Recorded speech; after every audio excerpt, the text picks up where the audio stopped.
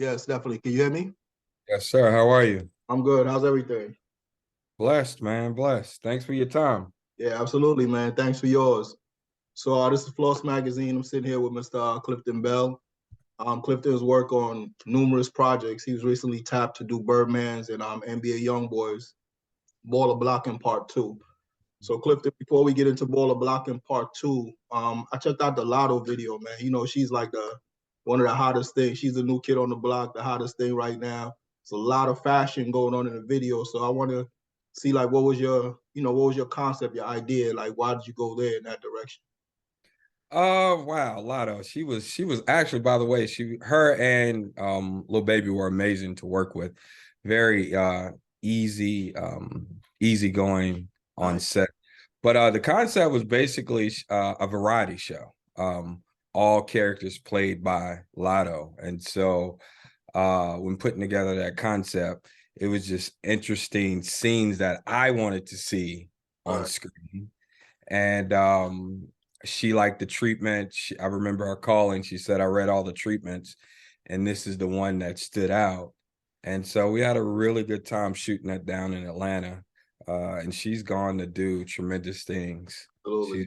she's one of the big ones right now in the industry. Yeah, absolutely. So like how'd you get your start? Like how'd you get into directing Um, videos and well, stuff? I'm originally from Charlotte, North Carolina. Charlotte, North Carolina. I'm a country boy. My uncle put a camera in my hand around sixth grade, so I was the kid at the family events with the video camera, just filming stuff. Right. And I got the bug then, and I eventually went to film school at North Carolina School of the Arts in Winston-Salem. Okay. Um, my mom, whatever I was interested in, she figured out how to raise the money. Moms just work magic. So she just put me where I wanted to be. And she actually helped me find a film school in North Carolina. And going there, not having any background in film. I was the only black kid in my class, and went to film school. But I was always interested in music videos. I grew up DJing, playing hip hop.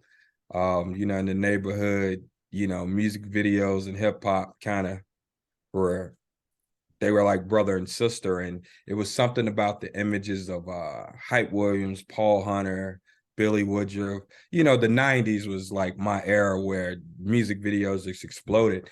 And I just remember being in film school saying, I want to do that. And they were like, we're here to make movies. I was like, yeah, but I want to do that to get back into, I got to make money. Y'all get to leave and just follow your dreams. I'm going to start here and eventually, shoot my first film. And so I went back to North Carolina, and I shot like two or three music videos. At that time, it was on film, and packed my bags up and told my mom, my family, that I was moving to New York. Went to New York, interned for Spike Lee for a year, Oh, that's and yeah, and so then I was like, I can't do this no more. I can't PA. I know I'm supposed to be doing something bigger. And then in that moment, I said, I'm going to start my own production company, which is the Ghetto Nerd Company. And I was just running around to the clubs, to recording studios, anywhere artists were. I was there saying, I want to do your video. I want to do your video. And just through networking, met Anthony Hamilton, that's from my hometown. okay. Did Sister Big Bone with him and Monique. Met Raheem Devon's manager, did a video for him. And then it just started growing. And for me, I always was uh good at just keeping tabs and staying in contact with my resources and with all the people I would meet. So I would have an email list and a phone list every Monday. Yeah. Wow. And up until maybe like 2 years ago, I was doing all videos, no representation, no agent, just word of mouth and meeting people. And that's how I got to where I am, man. Just kind of doing it my way and being extremely blessed and favored to get opportunities. And when those opportunities showed up, I delivered. So I know I'm a talker. That was a long answer, so I No, apologize. that's a good one too. So I want to go Yeah. back to mom, right? Like, moms always play a role in a lot of people's lives that's successful, Yes. including my own, right? So when Yes. you started to get to where you were getting to, like, how did mom take that, and what did you go back and do anything special for her or whatever? Like, Well, it's interesting because my mom, she passed a year ago, but I was the only child. She was never surprised. She oh, knew, she was like, okay, what's next? It was always keep going, keep going. It's something bigger, it's something bigger. yeah, So for me, my goal was always to pay all her bills, right, cell phone, insurance, whatever. So that was the goal for me. I mean, of course, everyone wants to get mom the big house. I right, hadn't got there yet, but for me, it was paying her bills, and whenever she wanted to fly to California to hang out with me and the family, rent the car, let's go. But my mom's was by far my biggest contributor, my biggest cheerleader, my biggest inspiration. right. Um, when things felt like it wasn't going the way it was supposed to, she would be the one to say, don't you get to crying and complaining. Stay in the game, stay in the game. So she was like my coach, man. Yeah, And that's moms, man, I mean, I know they get recognition, but it's something about Black moms, man. Like their spirit is just on another level. It's like they're working from the future backwards in our lives. They already know where we're gonna land. They're just kind of slowly guiding us right. down that path. So yeah, shout out to my mom. Yeah, absolutely. And some of us are pretty fortunate too that we listen to mom. You have some people like, oh, mom, she don't know what she talking about. She older, this and that, or whatever. You know what I mean? So that's pretty dope. So with Birdman and Young BA Youngboy, Young B NBA Young Young, boy. Yeah. how did that come about? Like, how did that? Well, I don't know if you saw on my website. I directed the Cash Money Story, the documentary Okay, for Birdman, which is it's the story of Birdman before he stepped into music.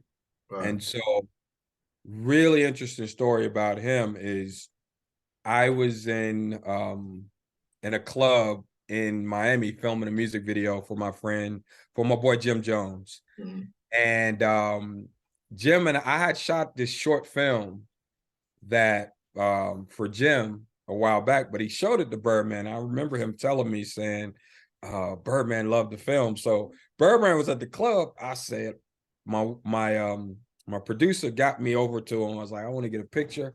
Him, Wayne, and Mac took the picture. I said, I'm not leaving Miami till we sit down. He's like, who are you? I said, I'm Clifton. I'm the one directed the short film.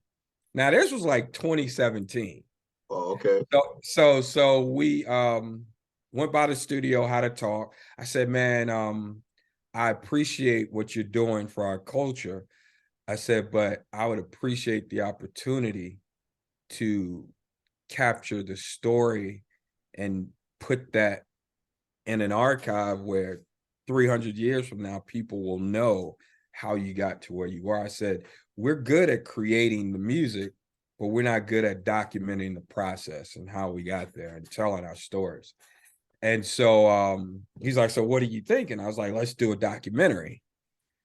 And that took me about 5 years before he's like, man, you call me, text me every Monday.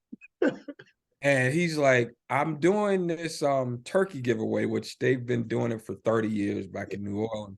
He's Yeah, like, I could do this with any director, but I just like how consistent you are. He's like, why don't you come to New Orleans and bring the cameras and let's just see how this goes.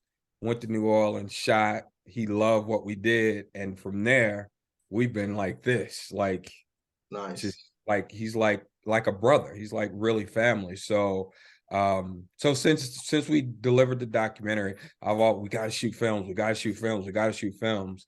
And we're developing a lot of different ideas, but baller blocking, because it's coming up on, the anniversaries, and it's been over 20 years.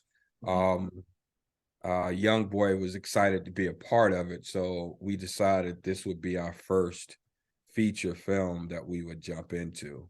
And so with baller blocking, it's a reimagined version of the new generation of the offspring of those guys. Okay, that's And dope. so, but we're going heavy drama. It's still gonna have its street elements, but it's really a story about a father and son's relationship.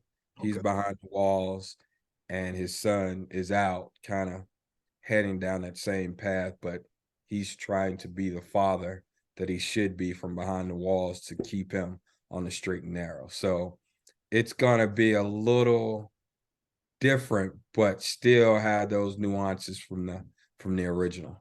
okay, that's pretty dope. So when Yeah. you're doing like a like in a situation like this, you're doing a sequel. Do you feel any pressure from the original, like the original version? Do you feel any kind of Not really, because I think I'm good at what I do. I think there's a whole nother generation of uh young people that are into the young boy, that generation. So right? I think, I don't even know if his generation, all of them, are even aware of the first one. So I don't feel like it's pressure. I'm actually honored Mhm. to be the one to tap into this, and to bring it to its current phase and its current viewer Yeah, viewers. right. Yeah. Now that's pretty dope. So what's next? Like, Oh shoot, man. what do you wanna like? What's the next? Like, what do you foresee yourself in the future or want to be in the future? Like, what? Well, for me, I just, I'm into a lot of stuff, but right now, just really focusing on film and television. Like I said, Birdman and I are developing a lot of uh, a lot of film stuff, a lot of series stuff. We just secured the rights to Cicero Murphy. He's the first African American pool player out of Brooklyn that Okay, won the championship in 1964. So we just 1965, I'm sorry. We just got the rights to that. I'm working with his son um to bring that story together. We're still figuring out if it's going to be like a 4-part mini series or just a fully feature film. Talking to my boy Anthony Mackie, to come on board to play Cicero Murphy. So we're just developing ideas, man. I think it's a really how can I say, I think it's a really good time for all things us, if right. you know what I mean. Yeah, And I think it's due to streaming, there's a lot more space to tell all types of stories. And right, for me, man, I can go from uh the hood stuff to the church stuff, to, like, I'm just interested in telling good stories. right, And that's the thing, even with baller blocking, like, I said I'm down to do it, but let's tell a good story. Let's make sure the story's there and that we leave some type of message behind, as opposed to shoot 'em up, bang bang. I think that there has to be motivation behind every action in this film. right. And so for me, we're developing. My wife and I run a production company, so we're developing more film and television ideas. I'm constantly getting pulled on to do music videos. So I've been very selective on some of the stuff that I do in the music video space, only because if I'm going to do it, I just want to make sure it's something that I can, I guess, be excited about and bring something to the table. Music's changing and all that stuff, but we also developing other directors, other writers under the brand. My Then I have 4 children. They're starting to lock in on shows on HBO, shows on ABC. So we got a kind of whole family brand. Everyone in my household has to bring in some money. So That's and dope. Yeah, so my kids have grown up on set. They've grown up watching me edit, whether it's in the house or in the studio. And so I kind of pride myself in just kind of passing that torch and being the proud father to step back and watch them kind of not only follow their dreams, but just come up with ideas and figure out how to execute them. That's pretty dope. So with maybe about, I would say maybe about 10 years ago, we had Birdman on the cover of FLOSS Magazine. And around that time, he bought the rights to a lot of books, including Iceberg Slim's book. Iceberg, yeah. Chance you guys are going in that direction, or We, that's we've talked about it. We've talked, you know, he does when I found out that that him and Slim had the rights to that stuff, I was like, whoa, we gotta revisit that. So that is a nut. Those are some other things that we're talking about.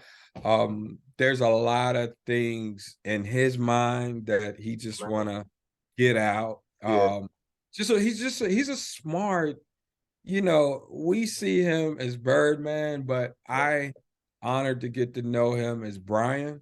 right, And man, just you understand why he's been able to accomplish what he has.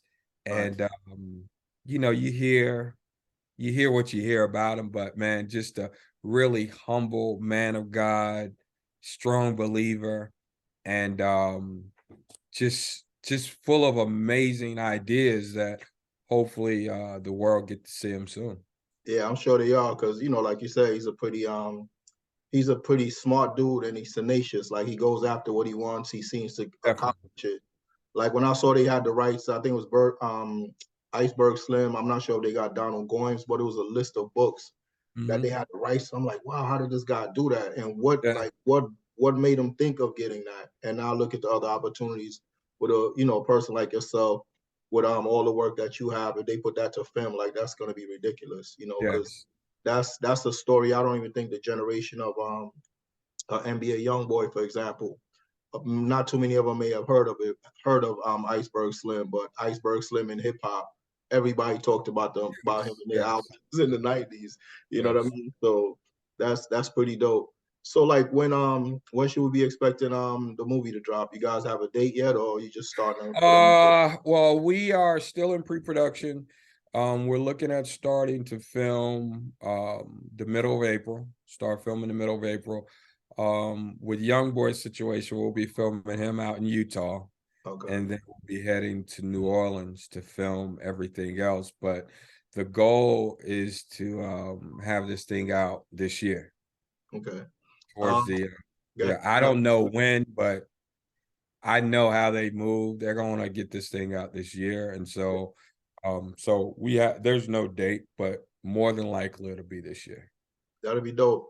Last question, like, location wise, like you were saying, you're gonna shoot some in Utah and then come back. Like, how do you find your location? Like, how do you like do you even for the videos? Like, how do you find your locations? Do you get a feeling? Does the Yeah, I location? mean, it depends on the concept. Some stuff has to, you know, it's kind of set design stuff that we do in a studio, and then some stuff is like, hey, we're filming at a house or at a mansion, so I got to go out and with a location manager and find the location, or they'll have 5 different places for me to look at, and I'll go out and see what works for my concept. So it just depends. It really depends on the concept. That's all. Okay, I appreciate it, Clifton. I Yeah. appreciate your time. Look forward to meeting you in the future. Yes, sir. Name there says Gamal Kareem, but I'm Paris. Okay. Good to Chief meet here you, at Floss Paris. Magazine. Yeah, so I'm looking forward to it.